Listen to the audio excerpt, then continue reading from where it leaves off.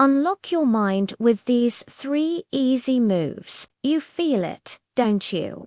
That slow, creeping exhaustion that has nothing to do with being tired. It's the burnout from the hustle, the pressure to optimize every second, the feeling that if you not grinding through a punishing gym session or meditating for an hour, you're somehow falling behind. We've been sold a story that wellness requires a total life overhaul, a huge investment of time and energy most of us just don't have.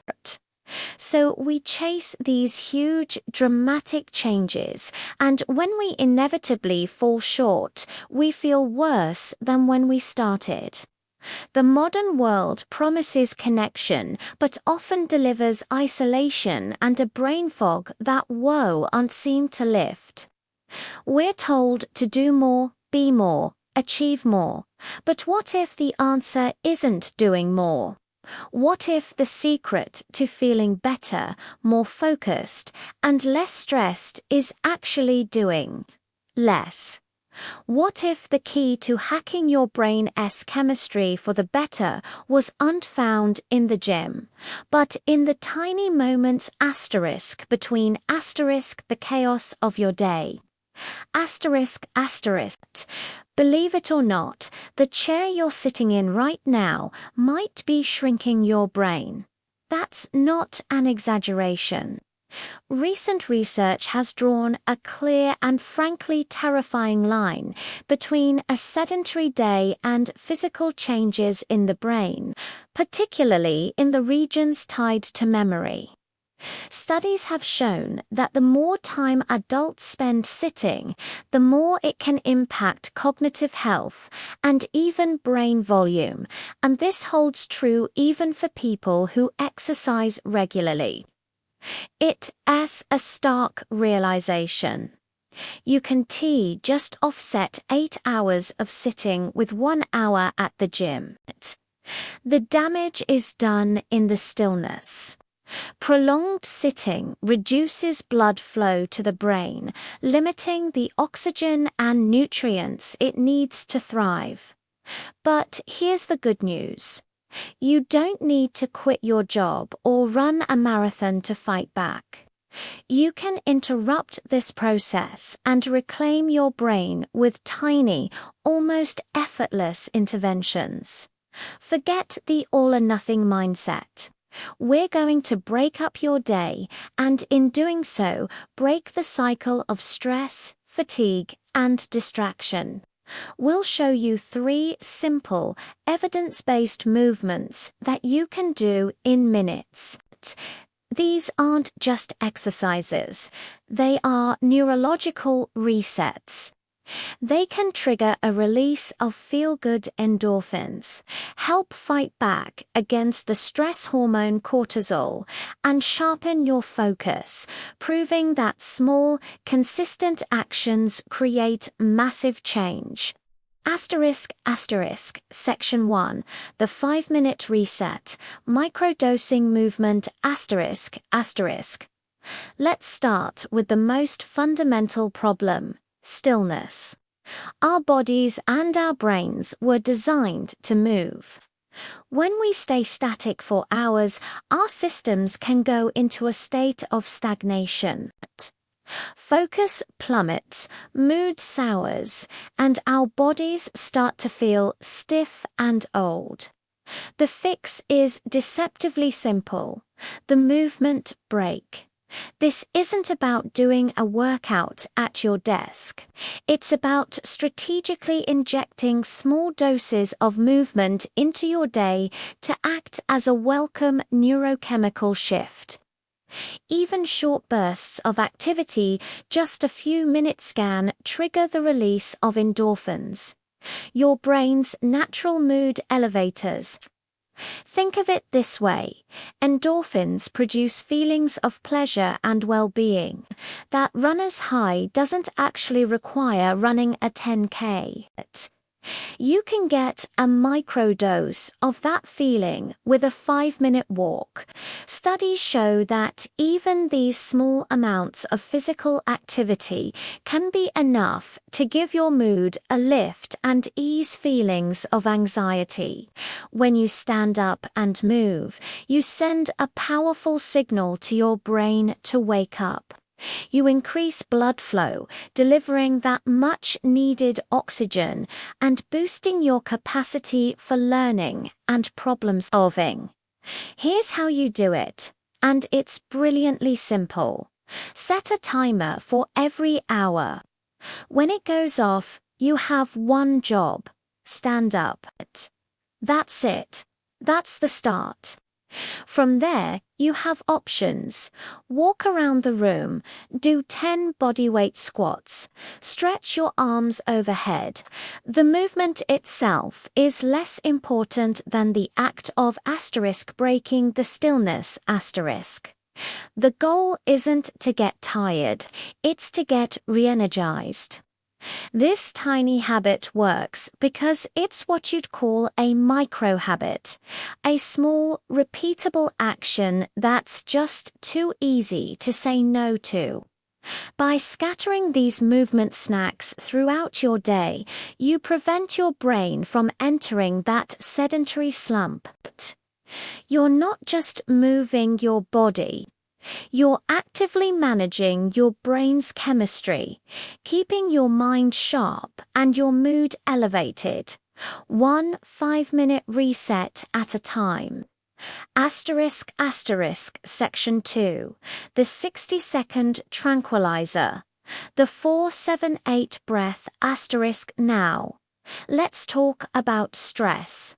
Stress isn't just a feeling, it's a full-body physiological event. When you feel overwhelmed, your body's sympathetic nervous system, your fight-or-flight response, kicks into high gear.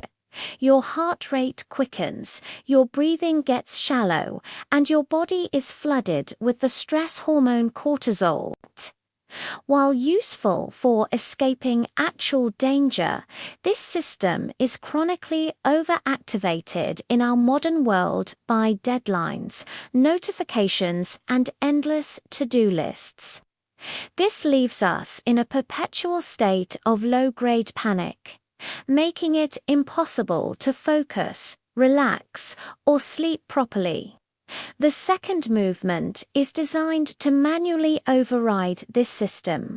It's a technique known as the 4-7-8 breath, and it's been called a natural tranquilizer for the nervous system, developed by Dr. Andrew Weil and rooted in ancient yogic practices. Its power lies in its ability to directly activate the parasympathetic nervous system, your body's rest and digest system. By intentionally slowing your breathing, you send a signal to your brain that the danger has passed and it's safe to calm down. Here's the movement. You can do this anywhere, sitting or lying down. First, place the tip of your tongue against the ridge of tissue just behind your upper front teeth and keep it there for the whole exercise. Exhale completely through your mouth, making a whoosh sound. Now, close your mouth and inhale quietly through your nose to a mental count of for Hold your breath for a count of **7***. Finally, exhale completely through your mouth, making that whoosh sound again for a count of *****. That's one breath. Inhale again and repeat the cycle 3 more times for a total of 4 breaths. The whole thing takes less than a minute. Why this specific ratio? The extended exhalation is the key. It's what fully engages the vagus nerve, stimulating the parasympathetic response that can lower your heart rate and blood pressure almost instantly. Studies confirm this technique is highly effective for reducing acute feelings of anxiety. It's not just about relaxation, it's about control. When you feel that wave of stress rising before a big meeting, after a tough conversation, or when you read just staring at a screen feeling fried, you can use this 60-second tool to hold the stress response in its tracks. It puts you back in the driver's seat of your own nervous system. Section 3. The Brain Rewiring Walk. Stacking Gratitude and Movement. Our final movement is where we combine the physical with the psychological for a powerful effect. We've established that movement is medicine for the brain and that focused breathing can tame our stress response. But what about the brain's default setting? Humans have a built-in negativity biaser survival tool that makes us zoom in on threats and problems. In modern life, this often just translates to cycles of worry, rumination, and a general feeling that things aren't okay. To truly hack your brain, you need to actively work against this bias. This is where gratitude comes in. Practicing gratitude isn't a fluffy concept. It's a powerful cognitive tool backed by neuroscience. When you consciously focus on things you're thankful for, you activate brain regions associated with reward and positive emotion, like the medial prefrontal cortex. This process can trigger dopamine, the feel-good neurotransmitter. Over time, consistent gratitude practice can help strengthen the neural pathways associated with positive emotions, while potentially weakening those tied to fear and anxiety. It's been shown to help reduce depressive symptoms and even improve sleep. Our third movement, the Brain Rewiring Walk, stacks this powerful mental practice onto a simple physical one. It combines the endorphin-releasing benefits of a walk with the neurochemical shift of a gratitude practice.